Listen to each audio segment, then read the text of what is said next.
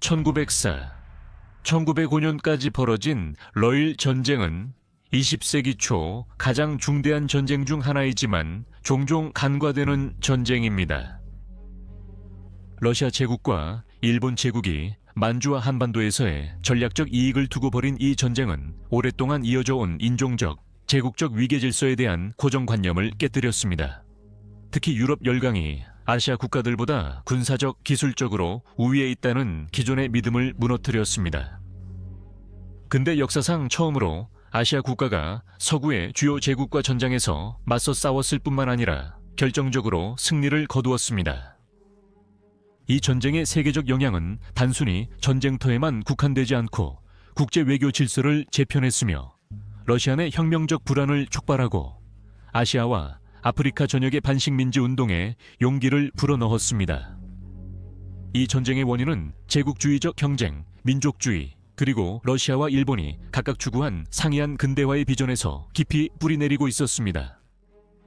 러시아는 더 넓은 제국주의적 사명의 일환으로 동아시아에서 영향력을 확대하려 했던 반면 일본의 야망은 자신을 정당한 열강으로 자리매김하고 식민지화된 국가들의 비참한 운명을 피하고자 하는 열망에서 비롯되었습니다. 이 전쟁은 잔혹한 포위전, 대규모 육상 전투, 그리고 결정적인 쓰시마 해전으로 특징 지어집니다. 이 해전에서 일본 해군은 세계 일주 끝에 도착한 러시아 발트 함대를 완전히 격파했습니다. 이 전쟁은 세계 권력 정치의 전환점을 마련했으며 러시아 제국의 취약성과 비효율성을 드러내는 한편 일본의 현대적 군사 강국으로서의 위상을 확고히 했습니다. 이를 통해 유럽 중심의 고정관념에 도전하고 20세기 미래 지정학적 재편의 토대를 마련했습니다. 워즈 오브 더 월드에 오신 것을 환영합니다. 러일 전쟁의 뿌리는 20초 동아시아를 특징짓던 제국주의적 야망, 지역적 경쟁, 그리고 국내 불안정이라는 복잡한 맥락에 있습니다. 러시아와 일본 모두 팽창하는 제국이었으며 두 나라 모두에게 전략적이고 경제적으로 중요한 지역이 된 조선과 만주에서 이해관계가 충돌하고 있었습니다. 이 전쟁은 갑작스러운 계기 때문이 아니라 수년간 누적된 긴장과 오판, 상호 불신이 극에 달한 결과였습니다. 일본은 1868년 메이지 유신 이후 국가 주도로 급속한 근대화를 추진하며 지역 강국으로 부상하기 시작했습니다. 아시아 국가들이 서구 제국주의에 취약하다는 사실을 인식한 일본은 특히 중국이 아편 전쟁에서 패배한 사례를 통해 이를 절감하고 서구의 군사, 산업, 행정 모델을 모방하려고 했습니다. 1891으로 일본은 육군과 해군 모두를 근대화했을 뿐만 아니라 한때 두려워했던 유럽 열강들처럼 제국주의적 태도도 취하게 되었습니다. 1894, 1895년에 걸친 청일전쟁에서의 일본의 승리는 일본이 지역 군사 강국으로 등장했음을 보여주는 사건이었습니다. 이 전쟁은 시모노세키 조약으로 마무리되었으며 이 조약을 통해 일본은 대만과 랴오둥 반도에 대한 지배권을 얻었고 조선의 독립을 인정받아 사실상 조선을 일본의 영향권 안에 두게 되었습니다. 하지만 일본의 이득은 오래가지 못했습니다. 1895년에 러시아가 주도하고 프랑스와 독일이 지원한 삼국 간섭으로 인해 일본은 랴오둥 반도를 중국에 반환해야 했습니다. 러시아가 이후 리순항을 임차하고 남만주 철도를 건설하면서 만주에 대한 러시아의 야심이 분명해졌고 이는 도쿄에 오래도록 남는 분노를 불러일으켰습니다. 일본이 신흥 강국이었던 반면 러시아는 이미 확립된 제국으로서 해군의 야망과 무역을 지원하기 위해 태평양의 부동항을 찾고 있었습니다. 러시아가 만주와 조선에 관심을 보인 것은 전략적, 경제적 이유 때문이었습니다. 1903년에 시베리아 횡단철도가 완공되고 만주를 통과하는 남쪽 지선까지 더해지면서 러시아의 이 지역 내 물류 능력이 크게 향상되었습니다. 하지만 러시아의 팽창 방식은 종종 느리고 관료적이었으며 일본의 역량을 포함한 현지 역학을 과소평가하는 경향이 있었습니다.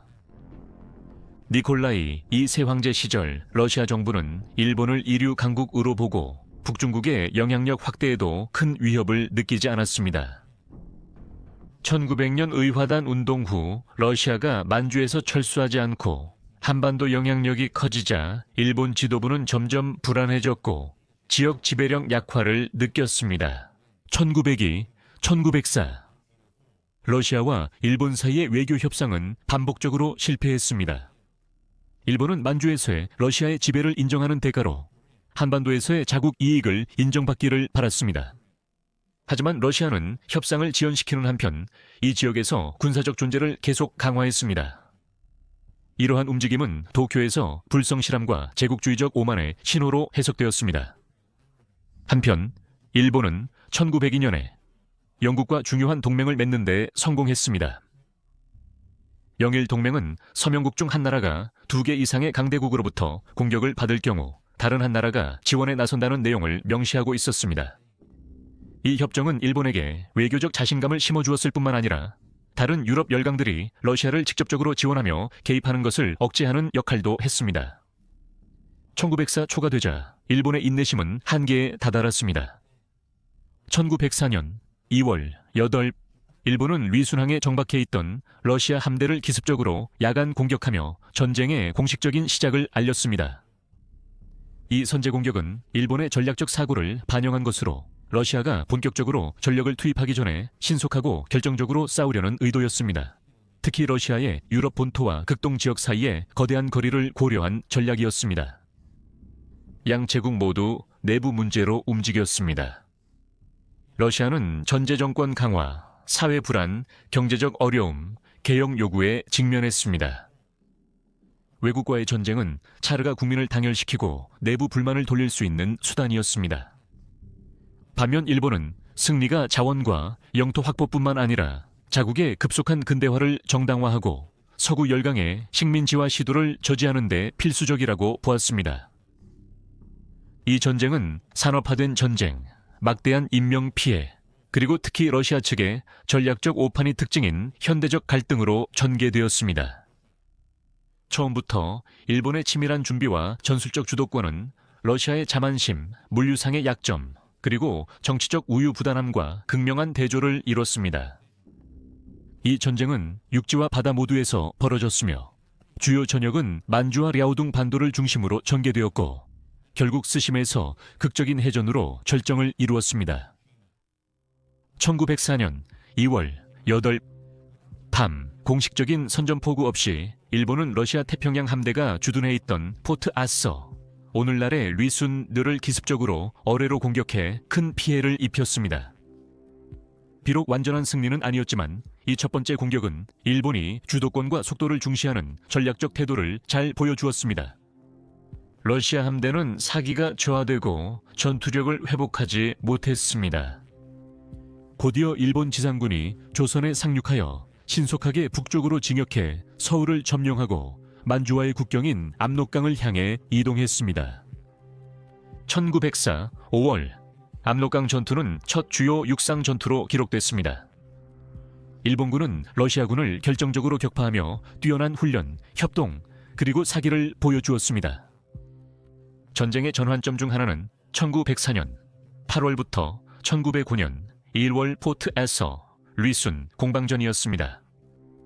노기 마레스케 장군이 이끄는 일본군은 중무장된 러시아 요새에 반복적으로 공격을 감행했습니다. 이 포위전은 참호전과 많은 희생을 동반한 치열한 정면 공격으로 길고 참혹하게 진행됐습니다. 러시아군의 치열한 저항에도 불구하고 일본군은 항구를 내려다볼 수 있는 주요 고지와 포대 진지를 점령하는 데 성공했습니다. 그리고 1905년 1월 2일 러시아군 지휘관 아나톨리 스테셀 장군은 논란이 많고 어쩌면 시기상조였던 항복을 통해 포트 아서, 리순들을 일본에 넘겨주며 일본의 중대한 전략적 승리를 안겼습니다. 포트 아서, 리순가 일본군에 점령되며 태평양 러시아 함대는 사실상 무력화됐습니다. 한편 일본군과 러시아군은 만주 전역에서 대규모 전투를 벌였고 1904년 8월부터 9월 벌어진 랴오양 전투는 양군 간의 첫 번째 대규모 육상 전투였습니다. 알렉세이 쿠로파트킨 장군이 이끄는 러시아군은 수적 우세에도 불구하고 협조 부족과 압박 시 후퇴하는 경향으로 패배했습니다. 많은 희생에도 일본군의 승리는 사기를 높이고 러시아 보급에 부담을 더했습니다. 1905년 2월, 3월 벌어진 무크덴 전투는 당시 최대 규모의 육상 전투 중 하나였습니다. 이 전투에는 50만 명이 넘는 병력이 동원됐습니다.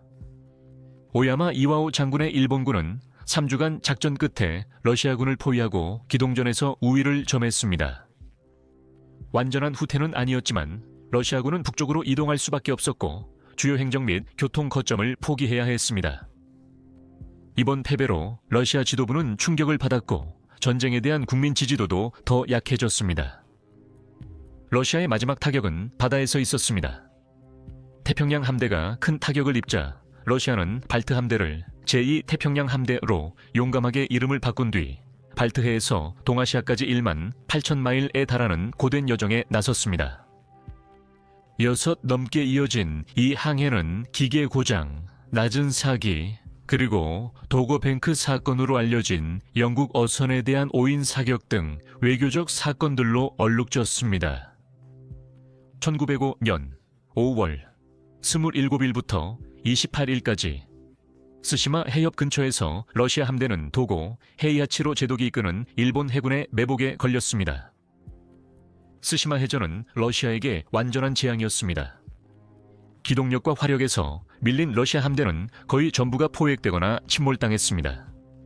소수의 함정만이 탈출에 성공했고 이 승리는 일본의 해상 지배를 확고히 했으며 러시아의 성공 가능성을 사실상 완전히 끝냈습니다. 스시마 전투는 강한 상징성을 지녔습니다. 아시아 강국이 공개 전투에서 주요 유럽 함대를 격파한 것은 20세기 초 역사상 전례가 없는 일이었습니다. 러일 전쟁은 종종 현대 시대의 첫 번째 주요 분쟁으로 언급됩니다. 이 전쟁에서는 참호전, 기관총, 철조망, 장거리 포병, 무선 통신, 그리고 병력 이동을 위한 철도 운송의 조정 등 머지않아 다가올 제1차 세계대전의 기술적 전략적 현실을 예고하는 발전들이 등장했습니다. 이 전투는 또한 현대 전장에서 사기, 정보, 그리고 병참의 중요성을 보여주었습니다. 일본군은 높은 수준의 규율과 국민적 단결을 유지한 반면 러시아군은 훈련이 부족한 징집병이 많았고 조직력 부족과 사기 저하, 부패, 낡은 지휘체계, 내부 불화 등으로 인해 러시아군의 군사작전이 더욱 어려움을 겪었습니다. 이 전쟁은 양 제국뿐만 아니라 국제 질서 전체에도 깊고 지속적인 영향을 남겼습니다.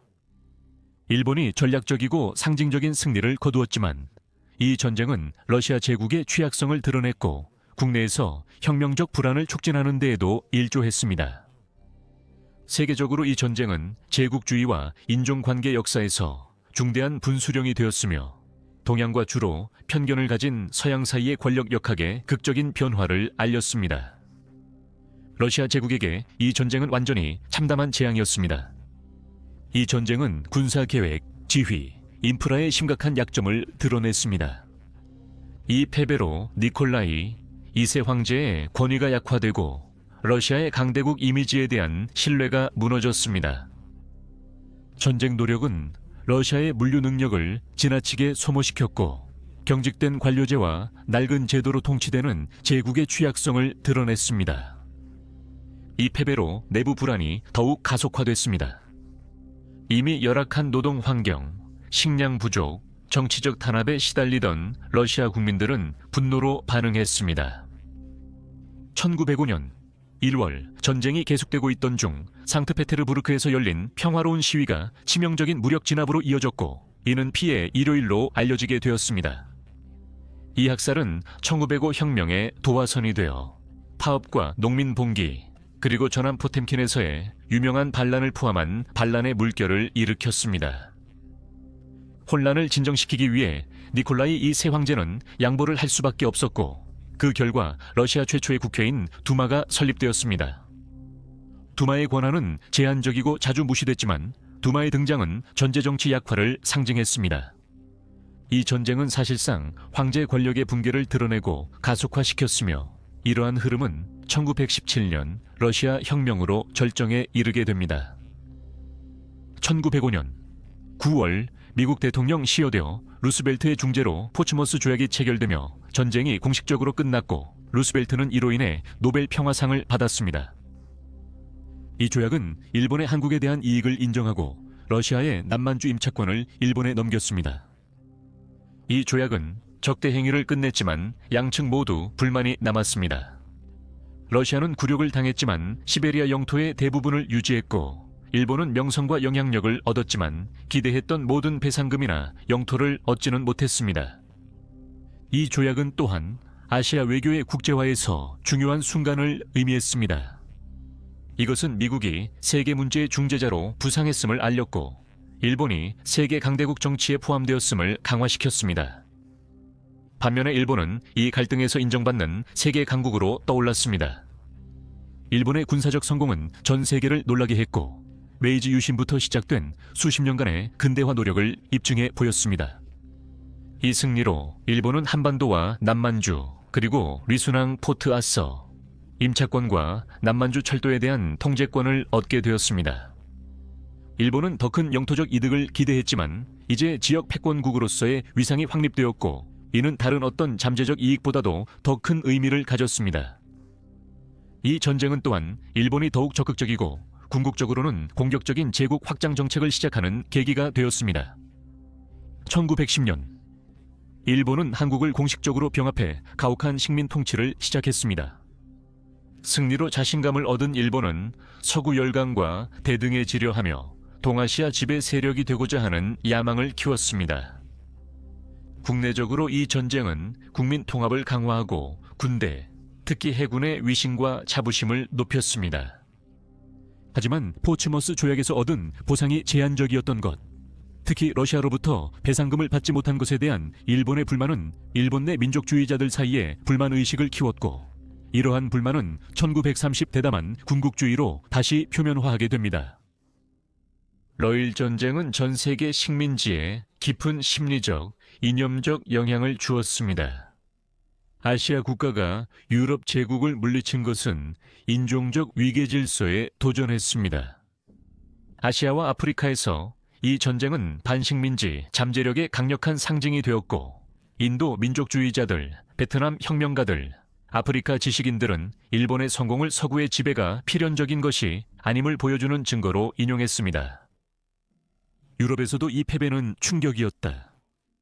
비서구 민족이 본질적으로 열등하다는 인종차별적 가정이 도전받았고 영국을 비롯한 많은 유럽 열강들은 일본을 더욱 신중하고 존중하는 태도로 대하기 시작했습니다. 영일 동맹이 갱신 확대되면서 일본은 세계 무대에서 정당한 주체로 인정받기 시작했고 결국 제1차 세계대전에서 연합국으로 참전했습니다. 하지만 그 승리엔 어두운 면도 있었습니다. 그것은 일본의 예외주의 의식을 키우는 데 일조했습니다. 그리고 제국 정복의 필요성을 믿게 했습니다. 시간이 흐르면서 러시아에 대한 승리의 기억은 군국주의와 팽창주의를 정당화하는 논리로 왜곡되었습니다. 특히 1930년대 일본이 동아시아와 동남아시아 전역에 식민 제국을 건설하려고 하면서 이러한 경향이 두드러졌습니다. 전쟁 직후 많은 서구 관찰자들은 일본의 승리를 세계 권력 구조의 변화, 신호라기보다는 예상치 못한 예외로 받아들였습니다. 유럽 분석가들은 러시아의 패배를 일본의 전술적, 전략적 우위보다는 주로 러시아의 물류적 무능이나 내부 붕괴 탓으로 돌렸습니다. 유럽 중심 세계관은 백인 기독교 제국이 아시아 강대국에 패한 사실을 받아들이기 힘들어했습니다. 영국과 미국 언론 일부는 일본의 효율성과 규율을 칭찬했지만 종종 이국적이거나 은근히 깔보는 시각에서 전쟁을 일생에 한 번 있을 이야기로 여겼습니다. 그러나 군사 이론가와 전략가들은 러시아 패배를 심각하게 받아들였습니다. 알프레드 테이어 마한 등은 쓰시마, 해전의 해군 교훈을 분석했고 유럽 장군들은 포트 아서 공성전을 연구해 현대 포병과 참호전에 대한 통찰을 얻으려 했습니다. 그럼에도 불구하고 세계 지배에 대한 자신감을 유지하려는 제국들은 더 넓은 정치적 함의는 축소하려 했습니다. 최근 학자들은 노동자와 병사들의 고통에 주목하며 이 전쟁을 순수한 군사적 또는 지정학적 사건이 아니라 프롤레타리아 각성의 촉매제로 묘사하고 있습니다. 한편 일본에서는 러시아 승리가 일본이 세계 열강임을 문학, 예술, 교육 등에서 증명하는 사례로 널리 그려졌습니다. 최근 학계 연구는 러일 전쟁을 제국 쇠퇴라는 더 큰 틀에서 다루고 있습니다. 존 W. 스타인버그, 로템 카우너, J.N. 웨스트우드와 같은 역사가들은 이 전쟁이 인종적, 지정학적 가정들을 어떻게 뒤흔들었는지 강조해왔으며 이 전쟁은 점점 더 과도기적인 전쟁으로 인식되고 있습니다. 기술과 규모 면에서는 현대적이지만 여전히 19세기 제국주의 이데올로기에 뿌리를 두고 있습니다. 서구 열강, 특히 독일과 영국은 러시아 패배에서 교훈을 얻었어야 했습니다. 현대전이 짧거나 영광스럽지 않다는 것을 알아야 했습니다. 러일 전쟁은 팽창하는 두 제국 간의 지역 분쟁 그 이상이었습니다. 이 전쟁은 국제 질서를 재편하고 오랜 권력 구조의 취약성을 드러냈으며 새로운 지정학적 시대의 시작을 알리는 변혁적인 사건이었습니다. 일본이 러시아를 이긴 것은 근대 역사상 처음으로 비서구 열강이 유럽 제국을 공개 전쟁에서 물리친 사건이었으며 이는 수세기 동안 세계 정치를 지탱해온 제국주의 이데올로기와 인종적 위계 질서의 근간을 뒤흔들었습니다. 러시아에게 이 전쟁은 차르 체제의 비효율성과 부패를 적나라하게 드러냈으며 만주와 해상에서의 군사적 실패는 제국의 위신을 떨어뜨렸을 뿐만 아니라 1905 혁명으로 이어지는 내부 불안을 촉진시켰습니다. 이 위기의 순간은 정치적 불안정의 길을 열었고 결국 10여 년 후 로마노프 왕조의 몰락으로 이어지며 20세기 역사의 흐름 자체를 바꿔놓았습니다.